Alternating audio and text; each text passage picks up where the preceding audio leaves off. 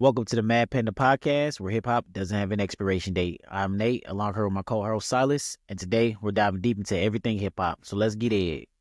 And as usual, thank you guys for listening, joining in and listening. Make sure you like, subscribe, share, so we can keep building this thing. Yeah. So today we're gonna be talking about non-hip hop stuff, right? Yep. Okay. Veering away from our hip hop doesn't have an expiration date, Right? you know. So, well, we can still talk about things that inspired hip hop. Yeah, I think that was kind of the vibe. The gist of it. Stuff that maybe hip hop adjacent or Yeah. have been referenced a lot in hip hop. So, Well, I guess the most hip hop.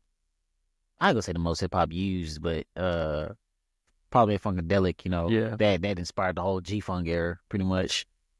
Well, even before that, because you had EPMD was sampling them, and X Clan was sampling them. Yeah, and also De La Soul sample. Yeah, De La Soul after sampled Needy. Yeah. Yeah. So, pulled out a couple of my records. So this is Funkadelic. Mommy, what's a Funkadelic? I bet you this is a really good album. Inspired a lot. I know most of these have been sampled. I was trying to find it, it's buried in here, but it's the Maggot Brain. Oh, yeah. Which has the Coming Out of the Dirt. Yeah, we had the Maggot Brain? Yeah. Yeah. Which is my favorite song of all time. But it's buried in my stacks there that I gotta find. But yeah, definitely Funkadelic, and a huge influence on Was like the West Coast Underground. Digital Yeah, Underground. they were huge. They were very much, they considered, I think they even got the blessing from George Clinton as being kind of like a P-Funk offshoot. Oh, really? Yeah, because they did a lot of live funk and stuff too. But here's a Parliament record. If you don't know your history between Parliament and Funkadelic, you've led a sad life, and you need to stop and just go back, because arguably the greatest musicians of all time. Yeah, I will agree. I will agree with you with that. Yeah, I think everybody should listen to. Now, do you know the order of the albums, or do you? So Because I don't know. I don't know the order. So so we'll do a quick, based on my limited knowledge, but they originally came out in the late 60s as the Parliaments. Okay. And they were a doo-wop group. So it was just, I think it was George Clinton, I think Fuzzy Haskins, Grady Thomas maybe, and then one other. I might be completely wrong on that too, but I believe it was them. They were a doo-wop group, so they were kind of trying to match the Motown stuff. So then cut a little bit, but that was part of their problem, is they all had nappy hair. They were like short, like, yeah, we couldn't keep our hair straight. Which is funny though, because he was a hairdresser. Really? Yeah, and that's kind of what. Yeah. But they came out and they released a song called "Testify." Went on to get covered by, can't think of it. Johnny Taylor did a great cover of it. But yeah, their original was a song called "I Testify." Then I think the name Parliaments got held up in litigation because of the cigarettes. Okay. And so then they kind of dropped away and then formed Funkadelic. And that was more of a band. Like they weren't doing the doo-wop. And it was like a blues, psychedelic rock, funk, soul, very like out there kind of stuff, but very for that time. Yeah. But I mean, it pulled a lot from like the Jimi Hendrix sound and stuff. And like, there's stuff on there that's just good. Like, like Maggot Brain itself is basically like a 10-minute long blues guitar solo. Yeah. One of the greatest. I mean, I think Eddie Hazel is one of the most underrated guitarists of all time. But so then they basically released albums under Funkadelic for a while. And then at some point they got the name Parliament back, and they did Parliament, and Parliament became more of the polished kind of funk dance. And that's where they got into the whole Mothership mythology, the Afro, the space. Yeah. There was some of that funk, psychedelic-ish. Yeah, but it was a lot more, and then they would tour like as Funkadelic and Parliament, and then Parliament Funkadelic. And then you had P-Funk All-Stars, and then you had Brides of Funkenstein, and then you had Bootsy's Rubber Band, Star Child and stuff. Yeah, I mean, they had all these different offshoots and stuff like that. Yeah. And they're still, they still, with George Clinton, tour to this day, I think. I think they maybe were doing their final tour last year, which was maybe like their third or fourth final tour. Well, that is an amazing run if this is going to be their final tour. Yeah, I mean, they've been going since the late 60s. And yeah, but I mean, huge. And I would argue that Funkadelic is the greatest band of all time. I would agree. Music, I mean, their releases are all over the place. Most of their albums are a mix of great, decent, and a few kind of whatever tracks. Yeah. But I mean, they were putting out so much music and they really had no boundaries. And I think that's what made them great. But it also made it so they didn't be stuck in a box. It kept them from getting that higher recognition. They were always, okay. They were there. And I think it was very prominent and their tours were sold out and stuff. Yeah. But they were never quite to the Motown level. Yeah, okay. You know, they weren't quite, and because they weren't polished and they were all on acid and they were, doped up all the time and just doing whatever the hell they wanted to do. So it made for really incredible music, but it also kept them from really I think if Eddie Hazel had been a guitarist in a more, I don't know, structured band, he would be a guitar hero. Yeah, he'd be up there with Hendrix and stuff, but just because of the chaos. The chaos of it all. But I think that's also what allowed them to make some of the greatest music of all time. So I don't think there's any band that, I mean, and you look at everybody that came from them, like all the, they had like Bootsy and his brother Catfish, who was a guitarist, and you have Maceo Parker and Fred Wesley and Bernie Worrell, Eddie Hazel, Tiki Fullwood. I mean, all these guys are just world-class musicians. Yeah. So, but yeah, no, that's one of the greatest of all time. Yeah, I mean, I would not oppose you on that aspect. Yeah, I love some Funkadelic and some Parliament. So yeah, they're very good to start off a party too. The Parliament stuff is the Parliament, the Parliament, and some of the Funkadelic stuff. But there's the Funkadelic stuff I like is the more raw, bluesy kind of rock psychedelic stuff. Oh, okay. Like there's a song like "Music for My Mother" or "Red Hot Mama." Yeah. Get Off Your Ass and Jam. Some of those things, but yeah, songs like "Flashlight" from Parliament or Knee Deep, I think is actually Funkadelic, but that sounds like a Parliament song too. That kind of that funky like bass line group. Yeah.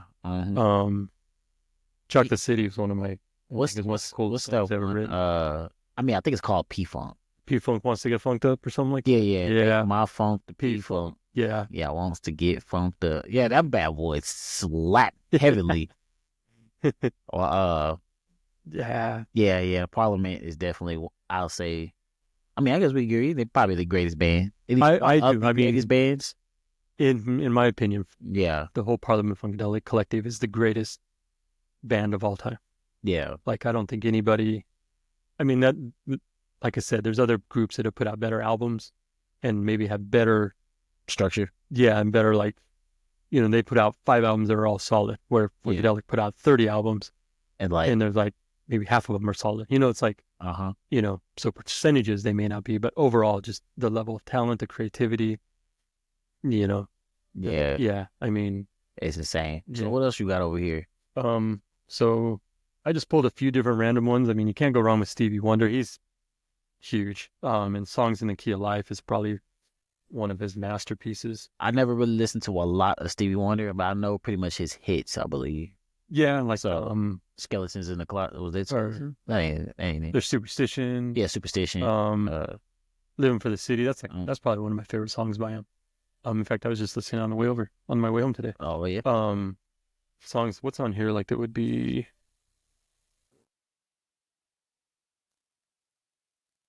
Isn't She Lovely? Is probably the one that from this album that you would know the most. Isn't She Lovely? Yeah, Sir Duke. Not to be singing. What? Yeah, this is a great album though. But Stevie Wonder in general is just. I mean. Yeah. I think my earliest memory of Stevie Wonder though is from the Cosby Show. Really? Yeah, they show up somehow or another. They end up at Stevie Wonder's studio or something like that. And then he's got a big keyboard, but he samples the kids' voices, and then he starts playing a song. Wow. He's like, "Oh man." So I was probably 11 or 12 at that point, maybe, because that was late 80s, I think. Okay. So maybe a little older, but yeah, that's my oldest memory. I'm sure I heard it before because all those songs are on the radio. Yeah. Little Stevie Wonder when he was a kid and all that stuff. So yeah. So we'll skip the greatest artist. Yeah. And go to your. I'll give you a chance to talk about your favorite. Now look what he got here. We have Michael Jackson. I don't even need the he don't need an introduction. This is Michael Jackson, Thriller. The Thriller alternate cover. Yeah, with the little tiger on it too. Now, Michael Jackson is probably my favorite. It's probably my GOAT just because I mean, everybody grew up off Mike in every generation. And you can't deny the man's work talent or work ethic and his talent Yeah. of singing. And you know what's funny? I watched a video like a couple of days ago, and just seeing Michael Jackson kind of being a uh bit stern with somebody. He was firing somebody, right? So it was the funniest thing because he was like he was on stage. I don't know if the person, like if there was a sound person or something like that, whoever he was doing, but he was on stage and he was singing, and he was like he's like, that's not the part. And he was still singing like as he was firing the dude. And it was he was just over there. He's like, oh, you lost your job. Oh, I was like, what? I don't know if it was you that was telling us or somebody recently showed us a video, and it was some actor or comedian talking about he was somewhere with Michael Jackson being interviewed. Oh, yeah. And the guy was asking him questions, and Michael was just like in his high voice answering him. And then as soon as the guy walked away, he was like, "Damn, Maverick was never gonna leave." Yeah, and like a deep voice, and like, and he was like, this Michael's a gangster." Yeah. Michael had a different side to him, man. He's like, I thought motherfucker's never gonna leave. Yeah, and just from Mike being as a kid, because like I said, the reason why I love Mike so much is that he's just from his whole life. You know, he was a star from childhood, Yeah, and so which that ultimately got him into a little bit of trouble, or a lot of bit of trouble. yeah, But just off his talent, his music alone, it's you can tell at a young age that he was a star. oh yeah. He was. I mean, he stood out right from the beginning Yeah, when he right. joined the Jackson Five. Because I don't think he was a part of the original Jackson Five. I think he came in maybe after a few years, or was he original? I think he was originally part of it. Okay, I couldn't remember if he was just young and then joined up after. Yeah, I believe he was part of the original Okay. Jackson 5. Yeah, he But- was a part of the original Jackson 5. But yeah, for the minute he started singing, Yeah, everybody knew it was like, yeah. You know, the rest of the Jacksons were like, Uh-huh. "Oh man!" right, right. Like, As soon as they sung, they're like, "Oh, we're always gonna be I got to be standing behind." brother, yeah. And then like as he grew up, you know what I'm saying, when we get to teenage Mike, he still never lost his touch, and Yeah, that, just having to evolve as an artist yeah, and figure it out to where it's like because nobody is, I guess, guiding you in this path of like, okay, yeah, now you was a child star, and now you have to become an adult, and it's kind of like, how do you keep your career going and keep yeah. those? It It could looked like he did have like Quincy Jones. I think guided him a lot and did a lot, but Yeah. still, even after those Quincy Jones years, he still was able to kind of reinvent himself reinvent and keep like his music relevant. Yeah, and I mean more than relevant, he was They leading, leading yeah, and innovating in some things and stuff, and still becoming an incredible dancer and a show and One of the things entertainer, I guess you could say. heard about him is where they've talked about how he could beatbox, because I guess he didn't really play any instruments, but he would go into the studio and like, okay, this is what I'm thinking, and he would like beatbox and like not just the beat, he would like play like guitar chords, like singing, Yeah, and then like the band would be like, oh, okay, and they would jump into it, yeah, and so yeah, apparently he was incredible at that. I've heard I forget who it was. It was one person that worked with him was talking about that, like how when they heard him, it was like amazing, like what he could do. yeah. I seen a couple of videos of him actually doing it. Yeah, especially with the one with he got an interview with Oprah, Okay. and he's beatboxing. I did see that one actually. Now that you mentioned that, I do remember. Yeah, he's beatboxing one of his beats. One of the instrumentals he has. I forgot what was it. I know what song it was, but it sounded. Who is she or who is it? I think it's that song. Okay. And he beatboxed that like damn near to the T. Yeah, and I'm like, oh snap! It sounds just like he had the bass line in his voice as he was beatboxing as well. That's cool. So yeah, I mean, just I can imagine going in. He's like, hey, I need you to play this guitar solo, and be like, ooh. I can just imagine it already. Yeah. So yeah, Mike was definitely one of a kind. And I know there's a lot of negatives. Yeah. And I tend to think there's probably some truth to it, but all of my heart hopes that it's not. Yeah, it really was just because he got acquitted, didn't he? I mean, I was looking. Yeah, but there's a lots of talk about paying people off, and and when you're at that level of stardom and money, you could get away with them. Yeah, you can. But so my logical side says, he probably did some of that stuff, but They, my heart is like, nah, he was always innocent and was just caught up. Because I do think there is some truth to that. I think, like you said, he never really had his own child. He was on the stage from day one, basically. yeah, And from all this, description, Joe Jackson was not the best. a happy father. Yeah, He was a bit stern. He wasn't getting best dad of the year. And so I think he definitely had issues with never growing up, and I think that led to some maybe potential boundary issues and things like that, because he was still kind of a kid in some ways. But yeah. So I hope it's Yeah, not true. Yeah, no, that's but true. It doesn't necessarily ruin all the great music that he put Yeah, out. he definitely gave everybody from every generation, from my grandma to my mom to me.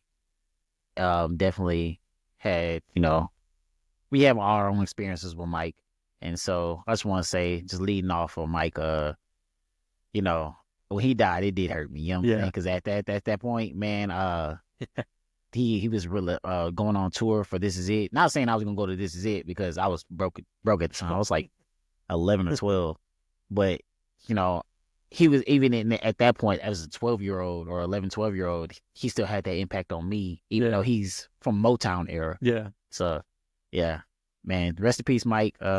Hopefully all of the stuff that he did ain't true. So all right, now we're going off the second greatest artist of all time. The Funkadelics, the greatest band of all time. Prince is the greatest musician of all time. Yeah, I can say, yeah, he's definitely the greatest musician. Oh, musician and entertainer. Musician of all time. We got a bunch of this stuff, but I pulled out 1999, great, and then Purple Rain, which incredible album. Yeah. Great movie too. Little cheesy, but still, I watch it all the time. You would say you can purify yourself from the Lake Minnetonka. Yeah. That's not Lake Minnetonka. After she does it. But yeah, I mean, and like you said about when Michael passed away, Prince is one that got me. And I was lucky enough to be able to see him a couple times. I saw him at the Greek Theater in LA. Oh yeah. And then I saw him at the Forum, and it was cool. He did like a 13 or 20 day residency at the Forum. What's that like? That was the Lakers Stadium. Oh, okay, but I'm saying like 20 day, like he performed like over a month, like he performed almost every night, or maybe every couple nights. Like every Sunday. It was like a 20 day or 13, something like that. But each night was a little bit different, and so the night we happened to see him was his guitar night. Okay. So, again, an incredibly underrated guitarist. Like he's up there with, Eddie Hazel and Hendrix and Eddie Van Halen. I mean, he's as good as any one of them. Oh, okay. I mean, he's incredible guitarist, and he doesn't get the recognition for it.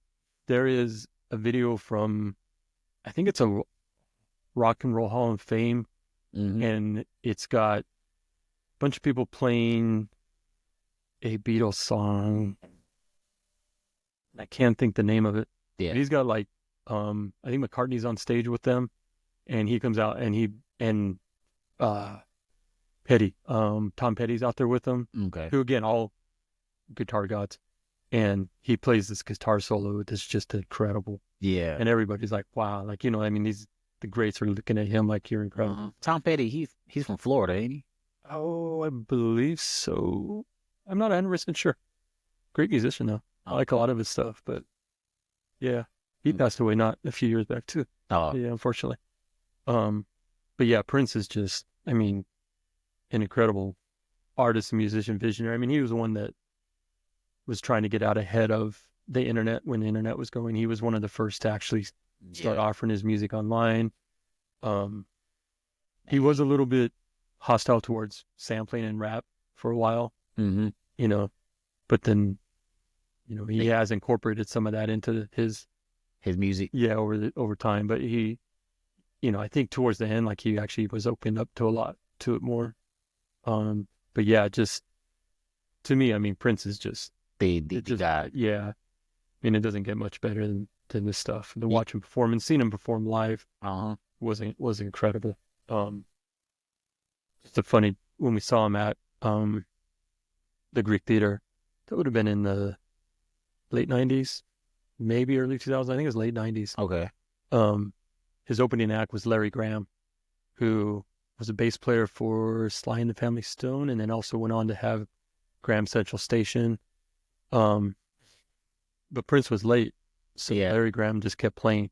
His opening set went for like almost 90 minutes.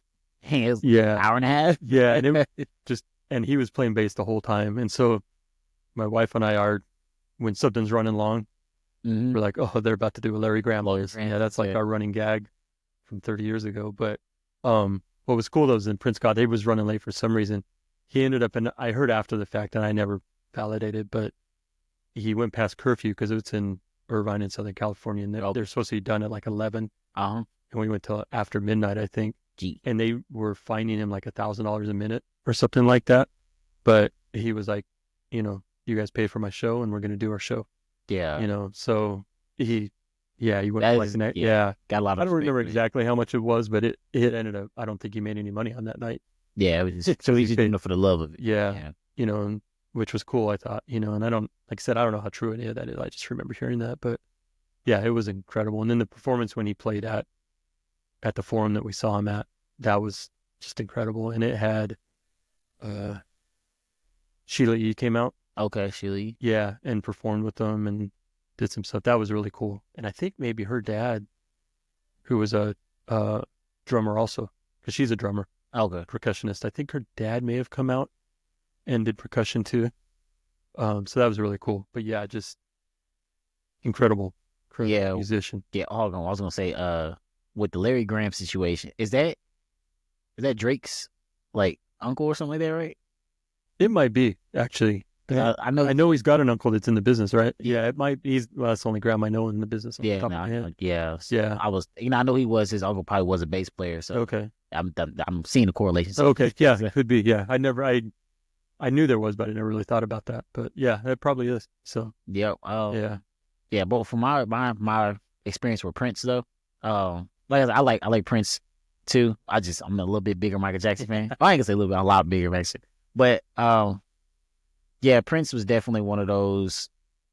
I feel like he was, how can I say, Prince was black. Like, I mean, I'm trying to find a way to say this because that's the way I connected with Prince.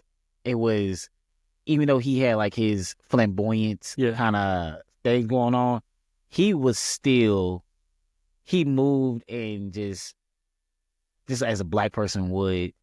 Yeah. And if y'all know what I'm talking about, y'all know what I'm talking about. Like, he felt like it was like, well, and he represented to the end because I mean there was not long before he died, there was somebody got killed by police in Baltimore, and he released a song called Baltimore. It was all about that, so he was very much into like the culture, African American rights, Black history and stuff. Like he, yeah, even though he, like you said, was flamboyant, and then a lot of his music delved into more of a new wave almost, 80s kind of pop, but it was still very much rooted in funk. Yeah, and it was, and like, so that's what I'm trying to say. Like, even though he was like doing this pop stuff and all, like the bass, like him himself as a man, like he moved like people that I knew, what I'm saying, in my community, and my uncles and stuff like that. I mean, not wearing all that type of stuff, but like, he still like they could relate to it. Yeah, and I'm like, yo, like, yeah, it is funny. I never really thought about that from obviously from my point of view. I never really thought about that. Yeah, he never really lost. His blackness, I guess. Yeah. He never really lost it, and like even when I heard him in some interviews and stuff like that, he would be talking like he that dude, like, you know what I'm saying? He's just like I remember that was one where he was saying where I don't know if he was throwing shade at Mariah Carey or somebody like that, but probably he did throw shade a lot. Yeah, he was just like, but I make my own stuff. He's like, he's like, I forgot what he said. He was just saying something, but I'm like, that's something. That's only something black people do, bro. Like, for real, like, it's like, Prince is crazy. But I say my favorite song from Prince is Erotic City. I wasn't supposed to be listening to Erotic City at the, at the time I was listening to it. I was a young bull. But just everything about that song was just amazing. The funkiness, The the high way he pitch. said the words. Yeah, right. To this day, I still don't know if he's which words he's saying.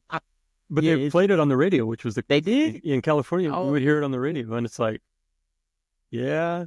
So I guess I'm thinking he said funk. that's what he's always claimed. think he said funk. But it does not sound like that. No, it doesn't. It But does. he's always claimed that that's what he said, and that's how they played it on the radio because he was saying funk. Yeah, because I know the part you talk about because Yeah. I'm like, ooh. But I mean, And it's not just once; it's over and over. yeah, over and over Yeah. again.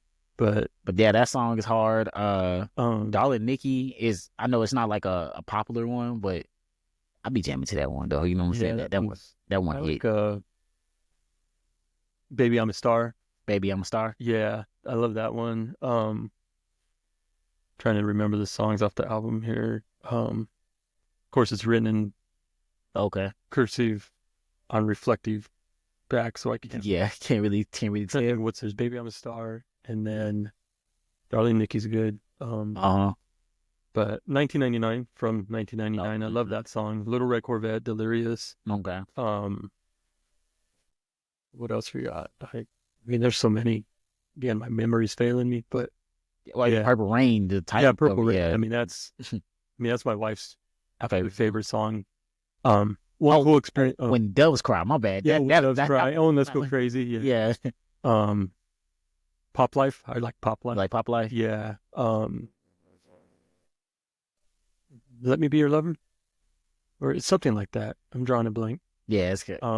There's one song that was Sinead O'Connor sang, but he wrote it and then he did his own version of it. And yeah, kind of a slow song. Yeah. Let's say cool side note on Purple Rain is in LA or in Hollywood, there's a cemetery called Hollywood Forever. Yeah. And there's some celebrities buried there, but they do movies there where they project it. You sit out on the lawn and they project them on the side of a mausoleum. Oh, okay. Yeah. And Wanda and I went down and watched Purple Rain sitting in the grass, not right in the midst of the tombstones. It's like a grass area next to there's like a little sidewalk and then there's a tombstone. Yeah. Where we laid out there with a blanket and they projected it up on the wall, which was really cool. Dang. That's a cool experience. It is a cool experience. Yeah. They did a bunch of movies at that place. That was the only one we went to, but I think they still do it. Yeah. And as a musician, he played the drums, the guitar, the bass. 19 instruments or something like that he taught himself how to play. Yeah. And I mean, I don't know, like a lot of his, like, the albums were just him.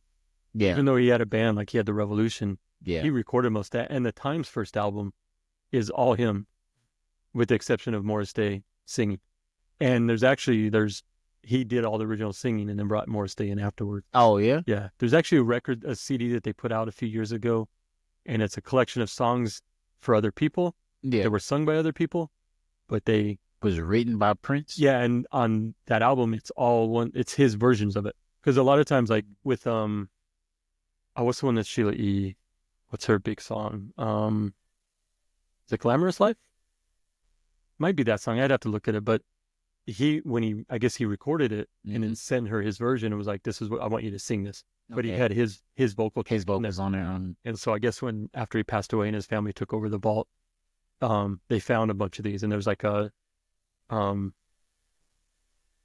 it Jungle Love from the time? I think that's the one. There's a version of it with Prince singing Jungle Love instead of Morris Day. Oh, which it's cool to hear, but it's also like, that's a Morris Day song. Like, it's not, but it's still cool though. It's like, well, that's cool. But there's like a dozen songs on that CD that they were all made popular by other people, but these are his versions of it that he recorded basically as guide tracks for them. Yeah, so he had a lot of reference tracks for a lot of different superstars, which I thought was kind of cool. That is cool. Yeah, that is very dope. Yeah, man. Prince he passed away in like 2016, right? Yeah, and that one I remember I was at work, and I happened to see it, and like it threw me for a loop that whole day. I was like, nah, that can't be right. It can't be right, yeah. No, like not Prince. Like that one still, gets me to this day because it's just like it's unbelievable. Isn't it? Yeah, and then because he was like supposedly so clean, and then to find out it was an overdose on like painkillers. Yeah, and it's like, that was a little disappointing, but things happen when you get with. I mean, that's basically what got Michael. He got addicted to painkillers too. So, yeah, but no, that one. I heard they had a rivalry too. I think they did. I think because there were, and I think it kind of comes down to what you were saying. Like, Michael's the king of entertainment, but he's the better musician. Yeah. But I mean, Prince could dance too. Yeah, Prince could, because there was a video I watched. This is probably the last thing I'm gonna say about this, because I know we got other artists you want to cover. But this is there was a video out there where they was saying about the rivalry, right? Mm-hmm. And it was talking about I think it was Will.i.am. Okay. He had a show, or he was at a show to where Stevie Wonder and James Brown. I think it was like a tribute to James Brown. Okay. And so James Brown was like, "Oh, Michael, come up here."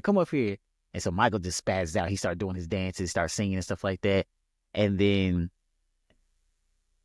also James Brown was like, "Prince, you in the crowd?" He's like, "Prince, come up here." And Prince just he started doing like wild stuff. Like he started doing the what you call it, like the microphone, started like getting around his like legs and stuff like that, started doing the splits and stuff. And so like it became like this big thing. And then I think Prince said he felt like Michael set him up, because I forgot what was the thing was, what Will.i.am said, but Prince ended up falling off stage because he was trying to get on the side lamp or the side post, and then the side post came down. And then after that, that's kind of like sparked rivalry. A little rivalry, because Prince was playing the guitar on stage one day, and Michael Jackson was in the crowd. I think it was like some kind of award show or something like that. And then Prince came down the stage and he started playing in Michael's face, like. And then I think Will.i.am, he said Michael called him after that, and he was like, "Why does Prince got to be such a meanie?" Like or something like that. I like, man, yeah, they had a real rivalry. I don't know if they ever if it was, but like I don't know if it like ever squashed it, or like I don't know if it was that serious to begin with. Yeah, I don't know. Maybe it was just more kind of in the. But I mean, there's all Prince never held back. I don't think. Yeah, he didn't like somebody. Like people knew he didn't. Yeah, he never held back. So. And that's what I'm saying though with the blackness thing. That's what I'm saying. You just felt that like. All right, let's just knock out a couple real quick here. Just Bob Marley. And Bob Marley, another greatest of all time. I just grabbed Legends. I've got a few of his other things, but this is just a good compilation that has some really good. Okay. All of his stuff. So I would definitely recommend that. Yeah, I'm trying to think of just like samples and stuff of Bob Marley. I'm not sure if there's many out there, but yeah, it's not a lot of samples of Bob. I mean, usually when people do sample him, they sample like his actual like interview. Yeah. So, but yeah, another just incredible artist that kind of hip hop adjacent, like the vibe kind of. So, this is one of the best albums of all time. That's Marvin. What's going on, Marvin Gaye? Great album. And again, I mean, it's got a lot to say. A lot about the world. Yeah, I think this might be one of the best albums recorded. Yeah. That is great. He was killed by his dad. Yeah. But I was like, how many albums did he do before he passed away? Was it, because I only know this one. No, he had a lot of albums. Oh. He did, I mean, because he started out doing more of the traditional Motown stuff. He did a lot of stuff with Tammy Terrell. So there's a lot of that kind of that Motown sound. Yeah. But this was the one where he wrote and produced it all himself. Oh. I think it took a lot to get Berry Gordy to release it too, because it was not a Motown. Oh, it wasn't Motown. Yeah, because it's a very deep, dark record. I mean, it's a lot of like social commentary. A little more mellow, but more musical. Yeah, so I guess Berry Gordy wanted to like. Well, he was doing his whole kind of, Motown sound. I mean, it's very. Yeah, different. Formulaic, like good. I mean, I love Motown, but it's definitely very formulaic. Yeah. You could plug Four Tops into a Temptations, into whatever, it's like, so. One more here, Gil Scott Heron, who very much, he's considered, like a lot of people call him the Godfather of rap. The Godfather of rap. Yeah, because he was a poet. Revolution Will Not Be Televised is his big one. One of my favorites on this album is a little track called Whitey on the Moon. Whitey on the Moon? Yeah, and it's great because he's like, a rat done bit my sister Nell, but Whitey's on the moon. We Can't Afford Food, Show Whitey's on the Moon. Like, it's just a series, and it's just a really, like, they're gonna put me on. You got to put me on. Yes, I mean, it's Scott Heron. Gil Scott Heron, and it's very jazzy. I mean, some of the stuff is like full-on jazz band. Other stuff, it's just him and a guy playing bongos. Oh, really? Open word stuff. So he's just on there, just stuff. There's a really good song, and I think it's actually very relevant, and it's called H2O Blues. Okay. And it's kind of talking about Nixon to like Reagan and stuff, like the presidency, and things about, because Reagan came in saying he had a mandate, and he's like, 40% ain't a mandate, because if you look at the current, our current president likes to say it's a mandate, but if you look, he only got 40% more people voted for other candidates than him. It was split. So, that term mandate really doesn't apply. And that's kind of some of the stuff he talks about. And the whole song is very political. Okay. But he also had just some really good, like Lady Day and John Coltrane and Pieces of a Man. Home is Where the Hatred is a really good song. And Home is Where the Hatred is. They said we ain't talking about hip hop today, so we gotta get dropped. The Mad Panda's mad at us. No, that's not.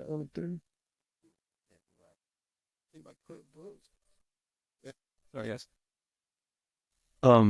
It's good for now. Yeah, I'll have to fix that. So I would definitely recommend anything by Gil Scott Heron. He actually put out an excellent album towards it not long before he died, and it's called I'm New Here. And it was actually put together by, I can't think of the guy's name, but it's more electronic really? beats and stuff. And then, but it's, by that point, because he had a rough life. He had gotten addicted to crack, spent a lot of time in prison. Like towards the end, and so his voice is like broken almost. Oh, geez. Where in the past he had a very more soulful voice. On that I'm New Here album, it's a lot of spoken word, but you can hear just a broken man, but also there's like hope and depth to it. And there's a song called, he reworked a Robert Johnson song about Call Me and the Devil. And New York is Killing Me is probably the biggest one from there. New York's Killing Me. Yeah. And it's just, dang, talking about, I need to get home to Jackson, Mississippi, where he grew up at, or Jackson, Tennessee, sorry. But that's an excellent album. Like, I love, and it's kind of an interesting, because its previous stuff was all either, like I said, like percussion or jazz, but this is this kind of a symphonic sound. On the record that you have, is it more like, okay, because you say he's speaking like spoken word, is it live? Some of it is like the stuff he does with, like, when you hear it with percussion, it's usually live recordings. Oh, okay. Like this album was, I think, recorded in a studio with a full band. But so it's kind of a mix of that. But just depends on the albums. So, all right. I did forget to pull this one out, but this might be Sade, the greatest album ever recorded. Sade, Love. I know we've talked a lot about greats tonight, but I think Love Deluxe by Sade is probably the best album of all time. I don't know why we don't bring her up more. And I'm not saying just us. I'm talking about like just everybody. Yeah. It's like she's there, but nobody really like talks deeply about her or brings her up. Yeah. She's extremely talented. Yeah.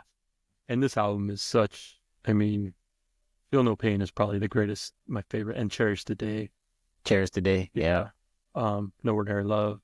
But Feel No Pain is probably my favorite song by her. But yeah, I think this might be an absolute perfect album. Yeah. So. Yeah, I mean, I wouldn't. Yeah, I can agree with you. I think I can agree with you there. I can agree. You talk to me next week, and I'll probably have a completely different favorite album all the time. But there's a good likelihood this will be in that ballpark. I can say there's no misses on there. Like yeah. I mean, I can listen to this front and back. Yeah, constantly. So yeah. So was that all? That was all the ones that I pulled. Oh, I was going to ask you, Gil Scott Heron, is he what era exactly? Was he 50s, 60s? 60s. This album really is 74. So I came out late 60s. Late 60s, all right. Yeah, and Brian Jackson, that I think we were talking earlier before, he was like his main collaborator. Actually, he just put out an album not too long ago of his own stuff. But this was another one when he passed away. It did get me too. Like we've talked, I make beats and always have dreams. He was somebody that was kind of like, that would be somebody I would love to have worked with. Oh, especially after he did that album with the more kind of electronic hip hop style. Yeah. Then it was like, yeah, maybe. But Okay. and he passed away, unfortunately. But yeah, I'd say check out H2O Blues, Whitey on the Moon, The Revolution Will Not Be Televised, New York is Killing Me. What was the other one I said? Me and the Devil. Me and the Devil. Yeah. Okay. Yeah, just really, really good stuff. Yeah, we got a lot to dive into. Well, If I do. you take anything from tonight, you need to go home and listen to Funkadelic. Yes, indeed. Yeah. And Gil Scott-Heron, and Sade, and Prince, and Michael Jackson, Mike. and Bob Marley. Yeah. And who else do we have? Oh, Stevie Wonder. Stevie Wonder. Yeah. Let's see. All right. We're going to do our top 5. Yep. See what we got there. Did we do this? Top 5 diss tracks. I don't think we did that. I don't think we did either. Yep. Top 5 dish. Oh, well, dang. This is perfect timing then. Yeah. I mean, I know we just coming off of it, so we still got the hype ain't died down on it yet, but I do want to say that Not Like Us is definitely number one, just because it won Grammys, it has a Super Bowl performance, and it took out the biggest artist of our generation, well, my generation, you know what I'm saying? And he really has not responded since, has he?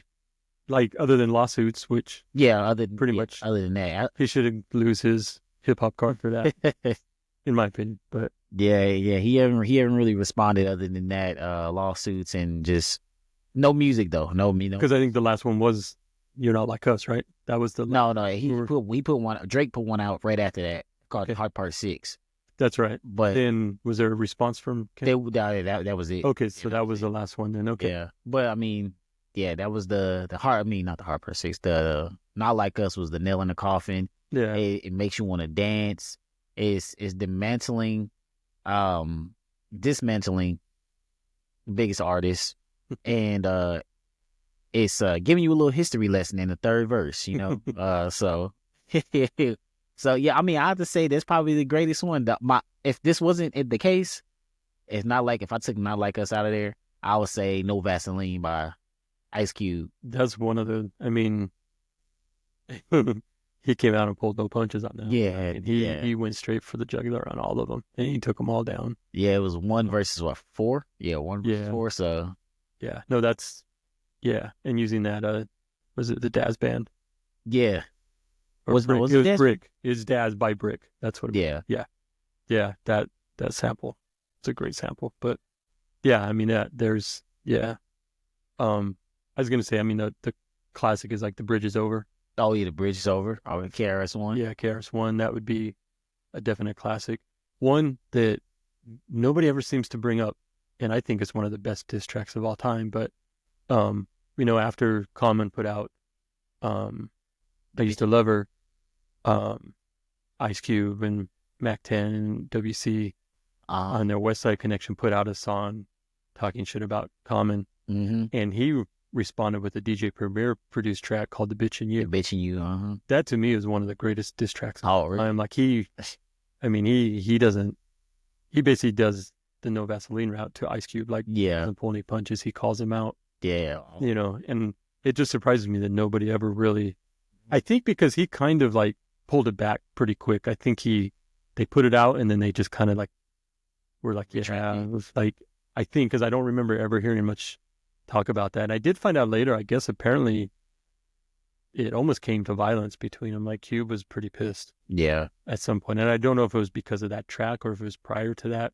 Okay. But I forget who it was. There was somebody that actually got together and helped them like squash the beef or whatever. But yeah, because I was like, I mean, now of course, I mean, I know it's been years later, but yeah, they're cool now. Yeah.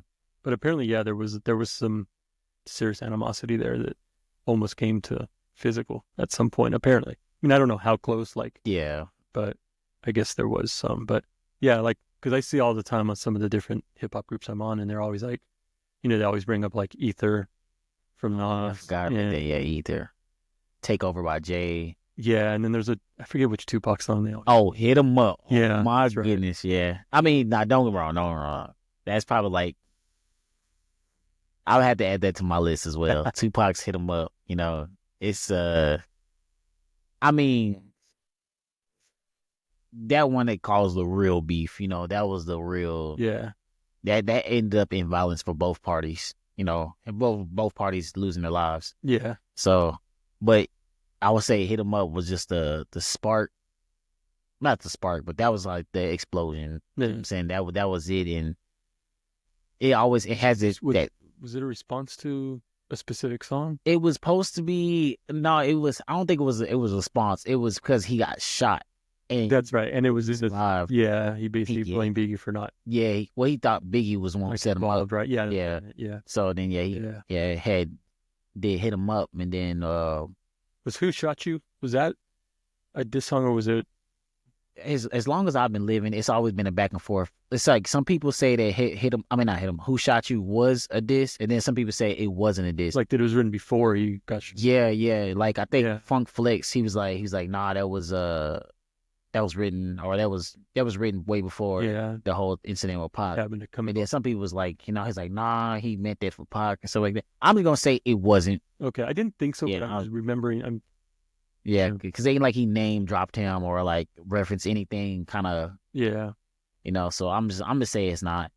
But yeah, Hit 'Em Up is definitely gonna be on my my list as greatest diss records of all time. One that I don't think anybody ever really thinks about. There was a Detroit rapper named Awesome Dre. Awesome Dre? Yeah. Okay. Anyway, decent, like kind of late 80s. Forget, maybe 89, 90. But he had a song called I Don't Like You about Kool Moe Dee. Kool Moe Dee. Yeah. And he lights him up in it. Oh, really? Yeah. And then there was another, I forget the other rapper he did. It might have been Cool J. He might have done a diss song against Cool J also. But yeah. I'm pretty sure it's I Don't Like You by Awesome Dre. Okay. Yeah, I think it's a pretty cool song actually. But yeah, he was like the first real rapper out of Detroit. Or like the first one that really like, and I think he did some decent numbers with his first album, and then yeah. In fact, if I remember right, the cover of the album, I've got it around here somewhere, but he's standing with a gun, and there might be like kind of a Cool J person and a Kool Moe Dee person on the ground. I'm thinking that I may be Cool J wear the Kango hat, Cool J, like that, and that brings me back to, and I can't remember the exact diss songs between Kool Moe Dee and Cool J. But there is an album cover.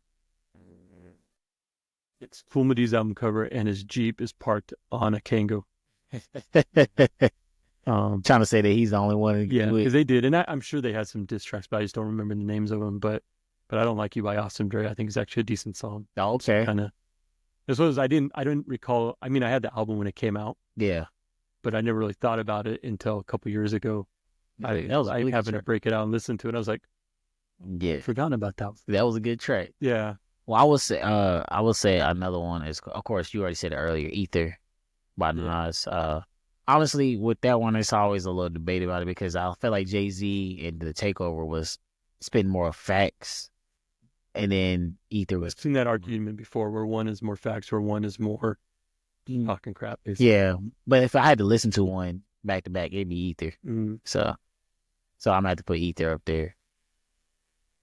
Do you think a diss song should be factual? It should definitely have some facts in, like, because No Vaseline probably isn't.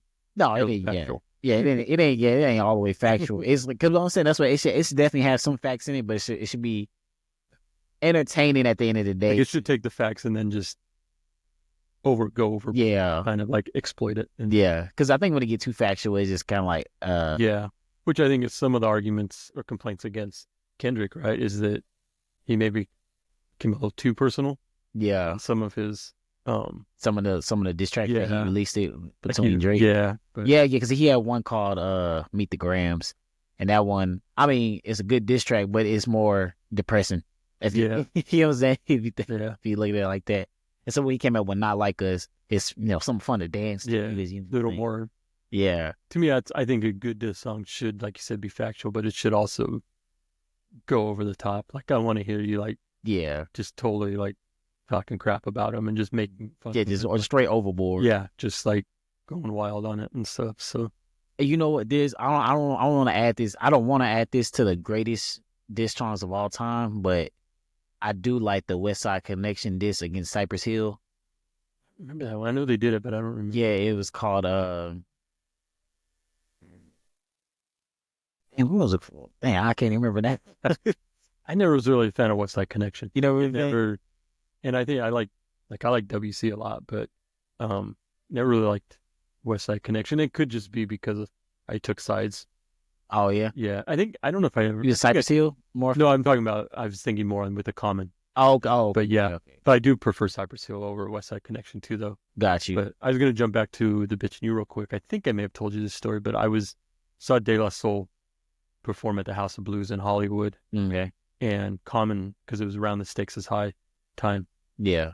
So Common was there performing with him, but he came out, and from what I remember, if I remember correctly, I remember he performed that song, "The Bitch and You," but I remember being the very first time he performed it live, and it was in Ice Cube's backyard in Hollywood, basically. Oh snap! Yeah. Okay. So Oh I yeah. remember us as a crowd, like we were all like, "Oh my, I can't believe he just did that." And my friends and I, as we left, that's all we talked about. It was like, "I can't believe he That did he that." just dissed him in his Yeah. backyard. So,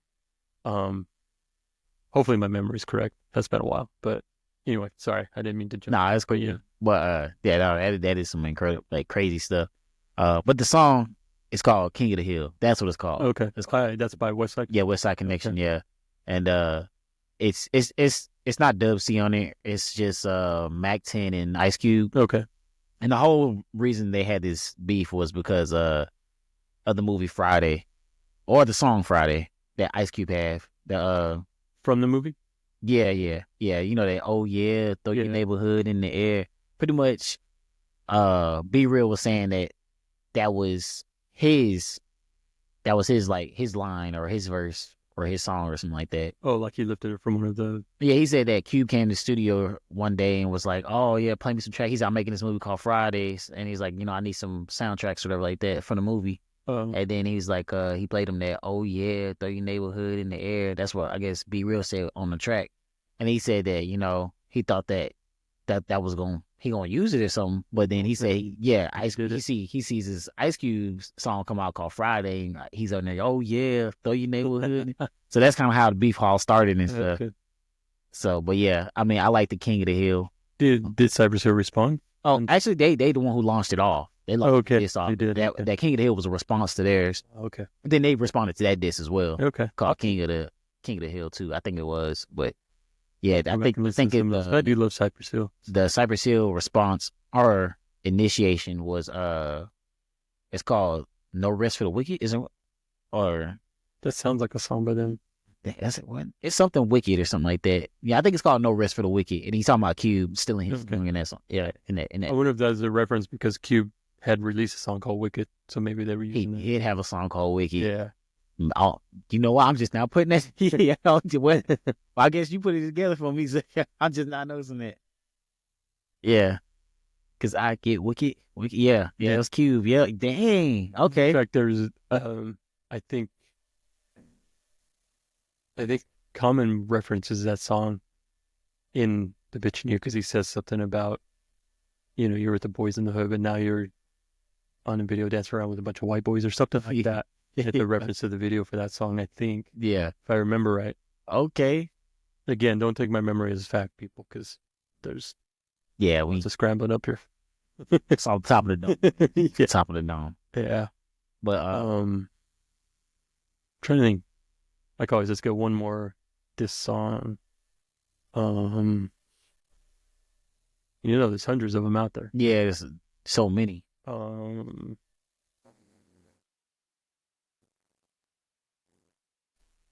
You know what I didn't know was a diss song until somebody said it was a diss song? It was I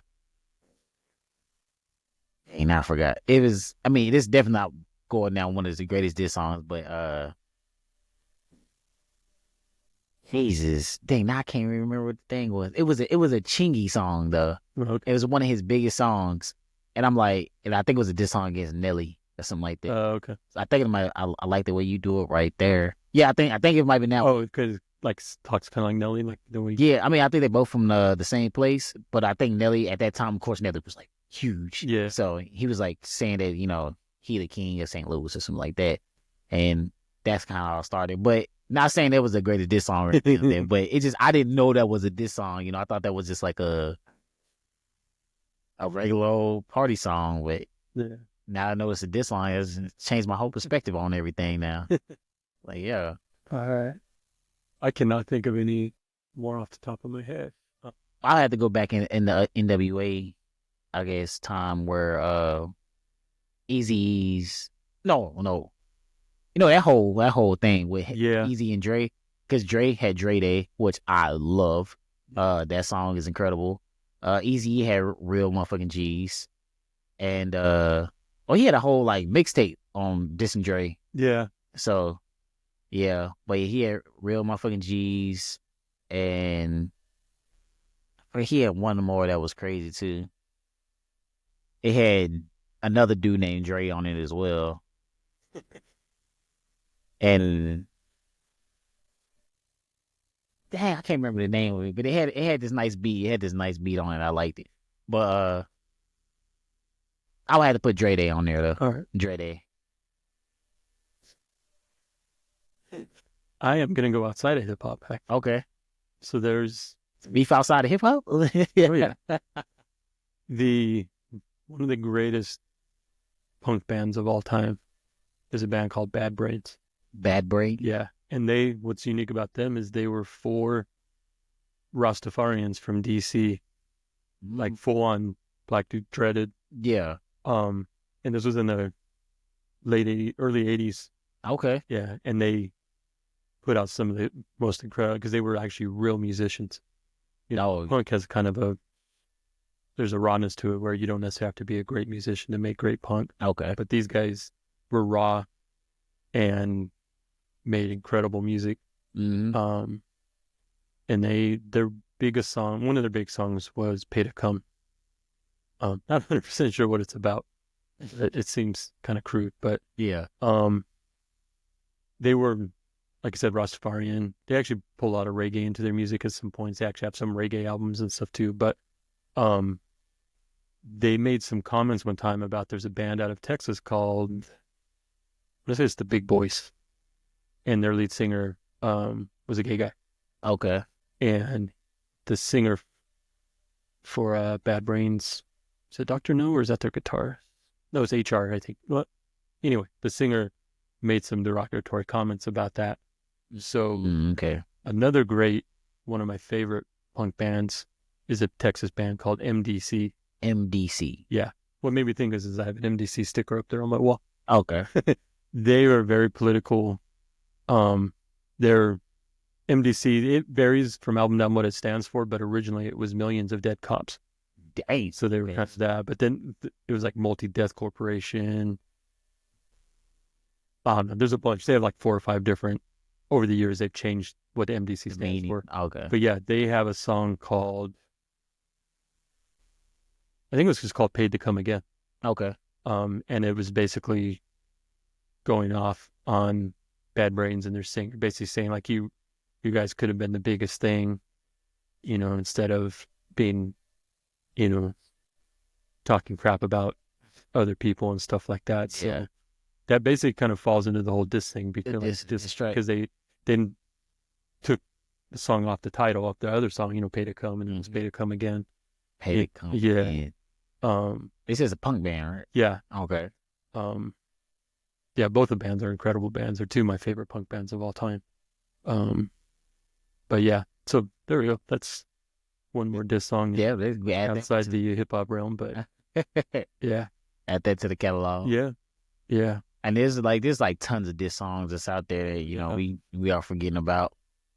Yeah, I mean that's such a staple in hip hop. Like, yeah, I mean there's like Pop Goes the Weasel from Third Base, which is talking crap about primarily about Vanilla Ice, but I think also MC Hammer. Mm. So that one just popped into my head. I never heard that one. I hear about it often, Okay. but I never heard it Yeah. It's a myself. decent song. I'm not the biggest Third Base fan, but Okay.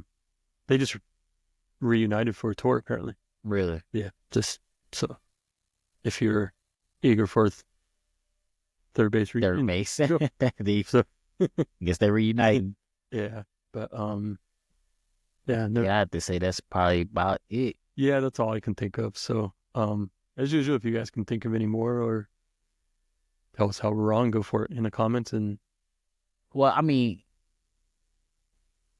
nah, I ain't gonna say that. Because I was gonna say I was gonna say Pimp C song, but it's not a diss, but it's dismantling a diss. He's like trying to bring everybody together. okay. So I mean, I don't want to add it to a diss track, but It's not a specific diss towards, at least not that I'm aware of. But speaking of WC, his original group was a group called Low Profile. Low Profile. And they have a song called Pay Your Dues. Or Pay Your Dues? Yeah. And there's a line in the song, and he's like, I used to know this. He uses a gay slur from around the way, homie as hell, this and that. And yeah, a few months later, there's a song on the radio that's fly, and I go to the club to see him, and it's the same old gay slur from before. Like, so it's kind of like talking crap about. Basically, the whole point of the song is that there's people out there that just get famous without paying their dues. Oh, okay, okay. And but there's nobody specifically he was talking. That I know of, but I've never actually. Now that I think, I've never really thought about looking back to see if it was about anybody in particular. Okay. But it's kind of like a generic diss song, I guess, that you could almost apply to anybody into. Okay. Yeah, because there are a lot of people out there that who don't pay their dues. Apathy. There's a white rapper named Apathy. He has a song called "Pay Your Dues." And it's kind of saying he mentioned what does he say? Something like, everybody wants to be Kendrick or Cole, but how can you, if you haven't swung swords, forget how, but he's basically saying, how can you, be that level if you haven't actually paid your dues? Yeah. I mean, that's a big level to get into Kendrick and Cole. Yeah. He referencing specifically, and then see how can you get to that without actually doing it for reals. So so those kind of are like I said, more generic diss songs, I guess. Yeah, kind of point it to whoever you want to. Yeah. So all right, well, I guess those are our greatest diss songs of all time. Yep. Like I said, if you disagree or want to throw another one out there or tell us why it's not one of our songs isn't great, go ahead, do it in the comment section. The comments, and we'll try to read them, and if there's a good one, we'll maybe read it on air next time. But again, thanks everybody for joining in. Share, like, and subscribe. And you'll be rocking with the Mad Panda podcast. We'll see you next week.